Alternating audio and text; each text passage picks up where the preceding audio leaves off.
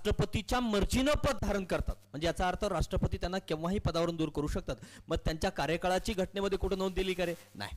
राष्ट्रपतींना जेव्हा वाटतंय तेव्हा त्यांना पदावरून दूर करू शकतात. सामान्यतः त्यांचा कालावधी 5 वर्षाचा असतो. केव्हाही त्यांना स्वेच्छेने ते कधीही राष्ट्रपतींना राजीनामा देऊ शकतात. ओके.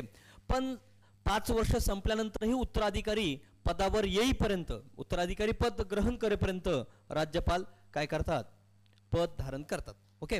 मग आता जनरली काय असते बघा राज्यपालाचं, की राज्यपाल हे एका राज्यासाठी एकच राज्यपाल असतो. जसं घटनेमध्ये लिहिले की 153 मध्ये की एका राज्यासाठी एकच राज्यपाल असतो.